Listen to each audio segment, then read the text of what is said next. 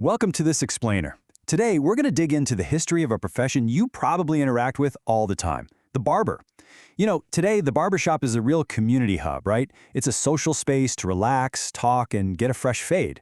But the history of this trade is surprisingly intense. We're talking about a wild journey from ancient texts all the way to frontline warfare. Okay, let's dive into this. Would you trust the exact same person who cuts your hair to physically yank a molar out of your jaw? I mean, just sit with that terrifying thought for a second. Imagine leaning back in that comfortable leather chair, the cape goes around your neck, you ask for a little off the top, and then your barber reaches for a pair of iron pliers. It's a stark, slightly terrifying contrast to our modern haircut experience, isn't it? But as we're going to see, for hundreds of years, this wasn't some joke. This was literally just a Tuesday at the barbershop. Section 1. Ancient Roots of Barbering, from the Bible to the living room. You see, the roots of this profession go incredibly deep. Starting all the way back in the ancient biblical era, the actual terms razor and barber are mentioned several times. So this isn't some new concept at all. The everyday customs of grooming, the maintenance of specific hairstyles of the time, and the very specific tools used for those services, they've been a recognized part of human civilization for millennia.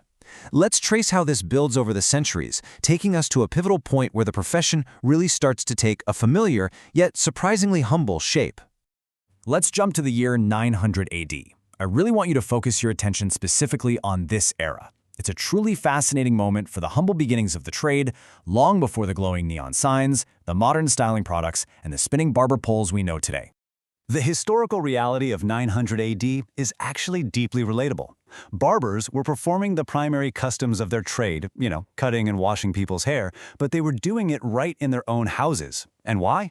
Well, pure economics.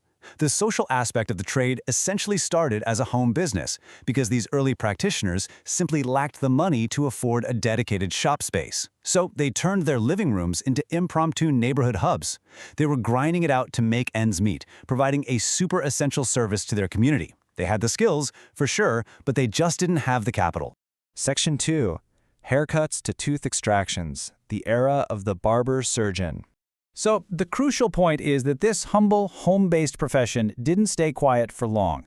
As the demand for hair care services across Europe increased day by day, a major shift happened. The public simply needed more. And so, the barber's job description radically expanded to meet those intense societal needs. They were no longer just the neighborhood hair washers shaping local hairstyles, they were stepping up to become absolute multi-tool problem solvers for their communities.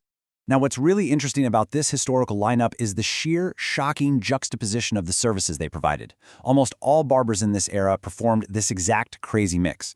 They offered standard shaving, using that razor we mentioned earlier to clear away stubble, but then they were also dispensing medications, mixing ointments, performing tooth removals with iron forceps, and, get this, even executing actual surgeries.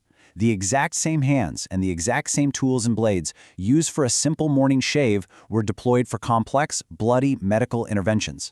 And that brings us to the formal definition of the barber surgeon. These were historical practitioners who evolved out of pure necessity. Society needed groomers, right? But it also desperately needed medical care. So the barber stepped up. I really want you to visualize your current modern barber. Picture them lining up your sideburns, applying some styling product, and then immediately turning around to stitch up a wound or surgically remove a growth. It completely reframes our understanding of the social aspect of the barbershop and the immense trust placed in these individuals. They were the groomers, the dentists, and the surgeons, literally all wrapped into one. Section 3. Barbers on the battlefield. Frontline triage. And this entire journey brilliantly illustrates the staggering evolution of the profession. We've gone from these humble, domestic beginnings, washing hair in a living room in 900 AD just to scrape by, to a literal matter of life and death. The wartime barber completely traded that peaceful home setup for intense, life-saving military responsibilities. The sources tell us that during wartime, dedicated teams of barbers actually deployed with the army. But their specific mission wasn't to keep the troops looking sharp, their mission was to treat wounded soldiers. Imagine the immense, almost unimaginable pressure these barber teams were under. They were effectively acting as frontline medics for the military. When a soldier took a catastrophic injury in combat, it was the barber, armed with their blades, their salves, and their practical experience in bloodletting and surgery, who rushed in to try and save their life amidst the absolute chaos of war.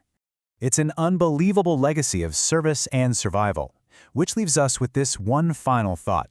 Next time you sit in the barber's chair, will you ever look at their razor the same way? The next time you get a simple, pain-free haircut, take a moment to marvel at the intense, bloody, and heroic history resting in the hands of the person standing behind you.